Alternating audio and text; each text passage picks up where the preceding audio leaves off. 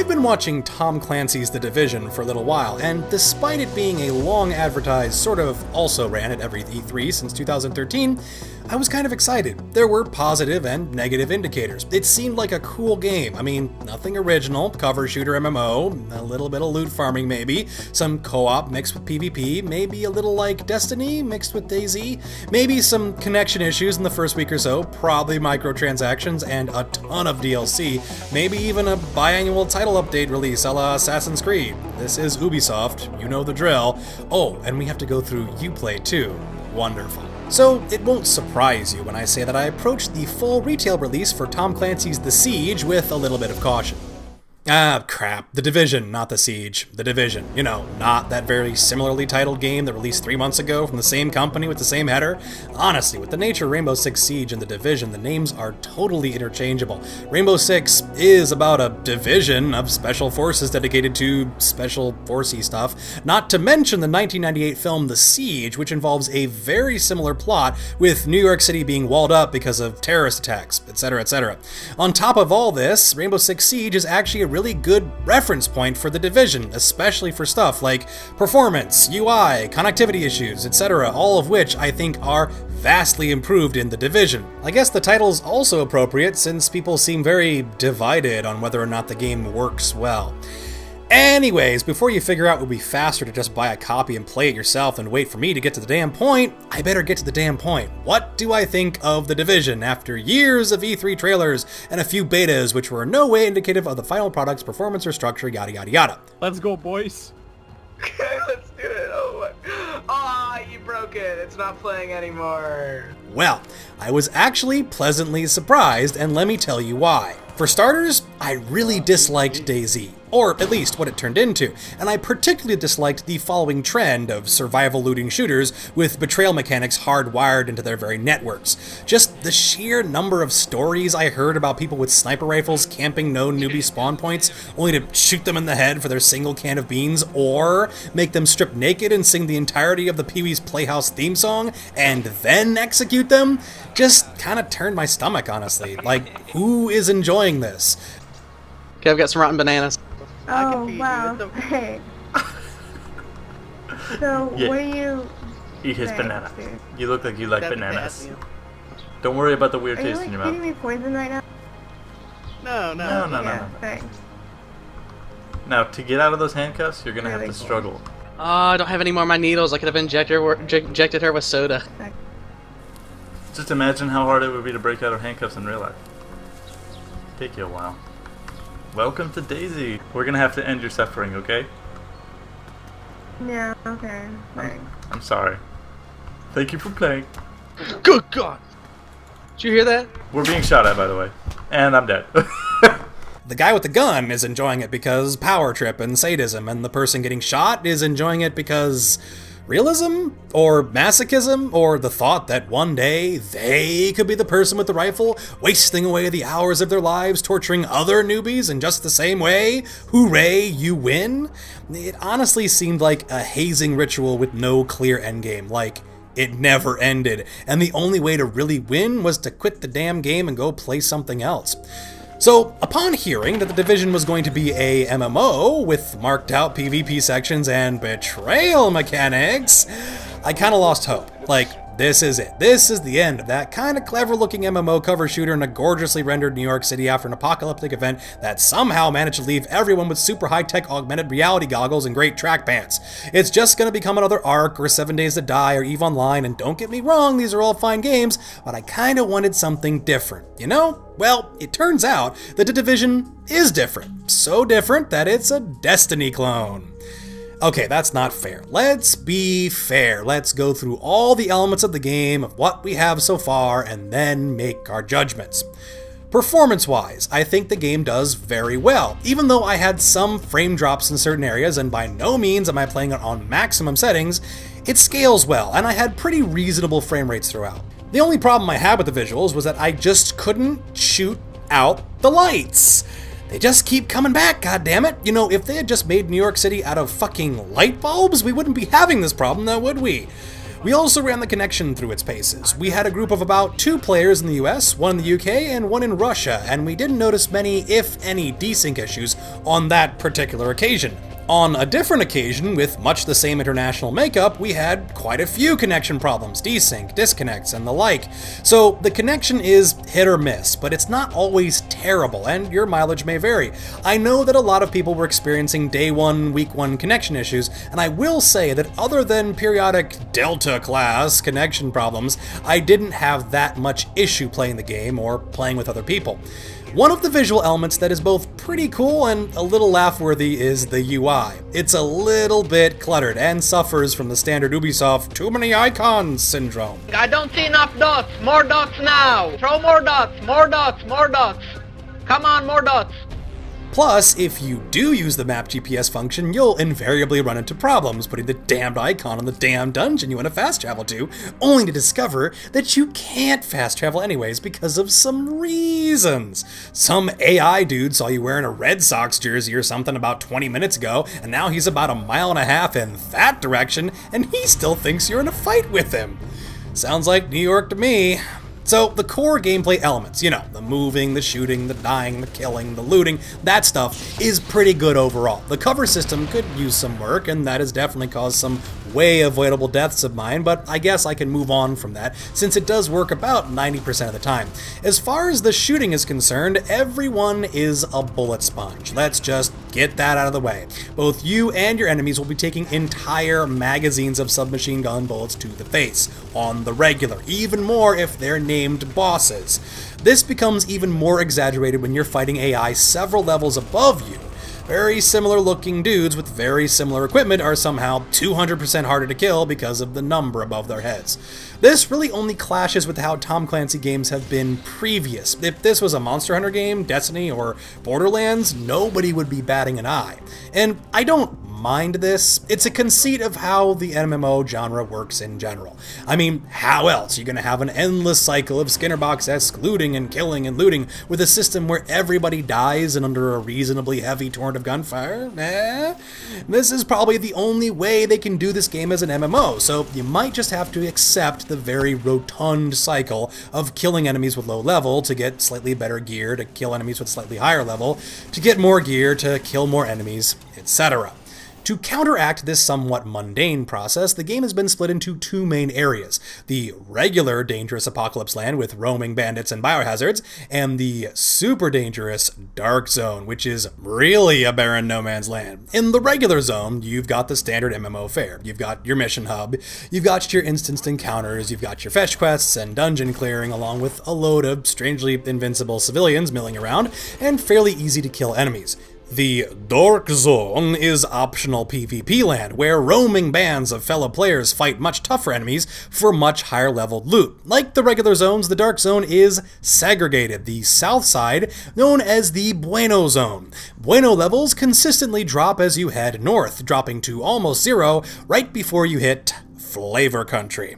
The highest level Dark Zone enemies are made of almost pure no bueno, and it's going to take the focused effort of several players to take down the mobs and secure the decidedly very bueno loot drops.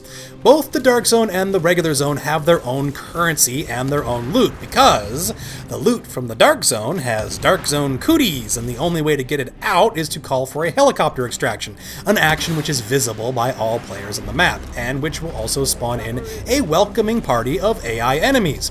This is typically where you will see other players, and where the conflicts are most likely to happen. In the Dark Zone, players are free to attack other players, kill them, and steal their loot. This is not without caveats, something that Dayz and other sociopath simulators lacked. The restrictions are clever, not overly restrictive, and it is my contention they are why the Division's PvP is tolerable. If you do choose to go rogue, you will become visible to everyone in the Dark Zone on the minimap, and you'll have a big red skull above your head. Players who choose to kill you at this point won't become rogue themselves. You can see on the minimap where players have been recently killed by other players too, so you can potentially avoid areas where a player killer is. If you kill enough players, a manhunt will begin, which has a broader radius, and it lasts for 5 minutes, and if you shoot at anybody, the timer resets. So, if you choose to target other players, you will yourself become the target, almost unavoidably so.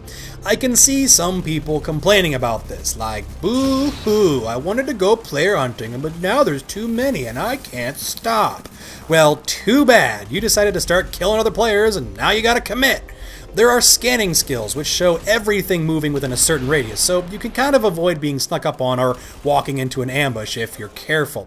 It's not all balanced in favor of herbivores, however. Predatory players can still take advantage of these single entrance spawn points all players have to use, which would only be useful if you were just killing for the thrill of it. People just spawning into the dark zone won't have any cootie loot on them, they won't drop anything when they're killed, and therefore there's no in-game incentives to kill them. People do have to use those extraction points too, and they're practically guaranteed to have loot with them at that point. Good loot. Good enough for them to want to risk facing other players in order to extract it. This would be the perfect time to strike. Take their loot, vanish into the ether, but then you still have to extract that loot. And you have to fight the AI, which spawns in when you call for the chopper, an activity you might want other non-hostile players around for. The AI attack also means that if you do start attacking other players at this point, you'll be on a war on two fronts, versus the AI, and any other remaining players will be more than happy to kill you, get the bounty, and take your loot. As far as I can tell, this all kind of balances out. In most role-playing games with an open-ended predatory style PvP, the balance strongly favors the attacker, and without any limiting elements, a lot of these games just turn into giant grief pools. Killing other players to steal their loot is the easiest way to play the game, and it's not a co-op game with PvP elements, it's just a massive deathmatch arena with mild co-op elements. The Division's PvP seems remarkably fair, even a little balanced against the aggressors, and that is very attractive to somebody like the little Care Bear that I am. So, as in every other multiplayer game, it's better to play with friends. The Division handles this both fairly well and abysmally poorly. The matchmaking is pretty good, and getting together with friends is pretty damned easy. If I were on Steam and I had my full friends list, it would be even better, but as it is, one-click joining from the desktop functions very well. If your friends disconnect, the game actually saves their place, and when they get back in the game, they spawn right next to you. The voice chat system is also pretty well done. Remember that international game session I mentioned earlier? Well, while we were playing, we experienced very good audio, probably close to a Steam call, definitely sub-TeamSpeak or Skype level, but really competent for an in-game voice codec. And while you're in the dark zone, that audio is piped into the surrounding waste, so people can hear what you're saying if they get close enough. I was trying to help you up when you ran away. So planning on when and how to steal some dude's loot is gonna be a little trickier, but that too is actually a cool touch. What is not handled very well is level scaling between players. This is the same problem that Borderlands had. Friends with conspicuously different levels will have a hard time playing with each other. In some cases, it seems to just straight up place all enemies at the level of the highest level player, but I swear to God, in others, it seems to place all the enemies leveled alongside the host. In either scenario, the game for the lower level player is frustratingly difficult, if not impossible, and this effect gets worse the more disparate the player levels are.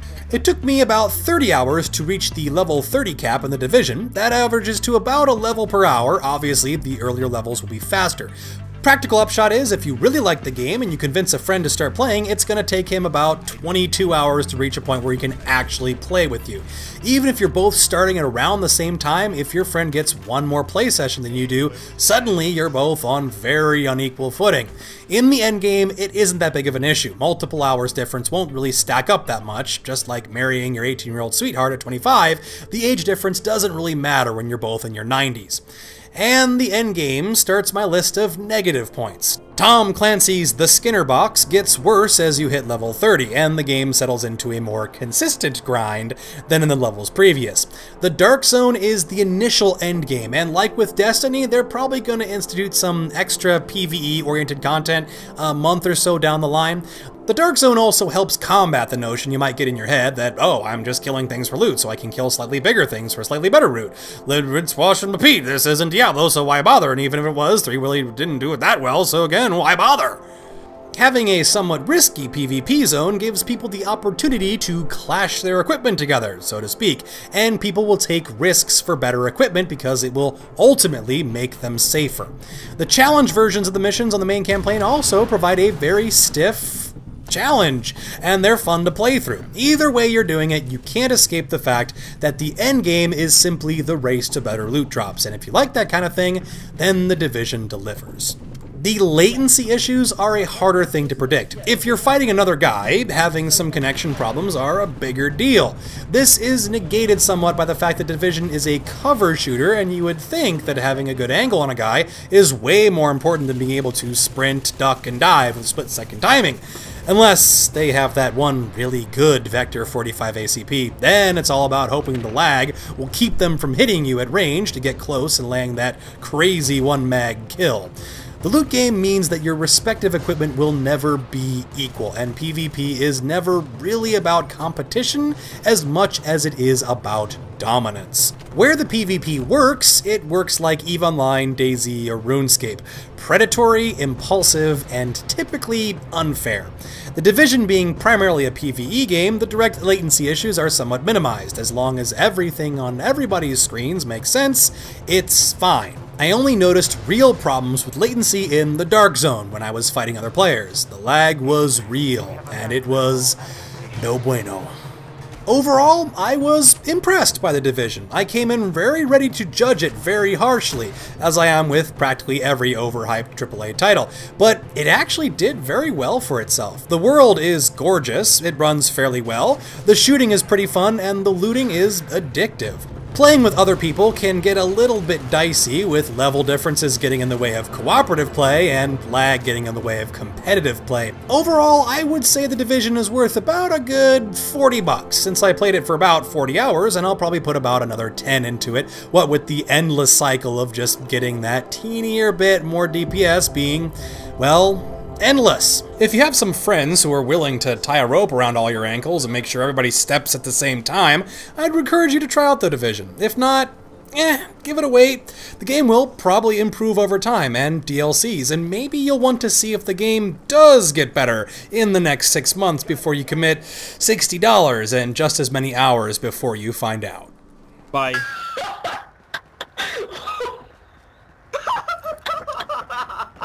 До свидания.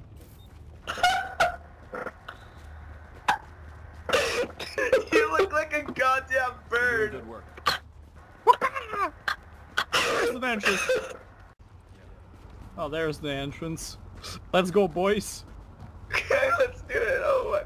Ah, you broke it. It's not playing anymore.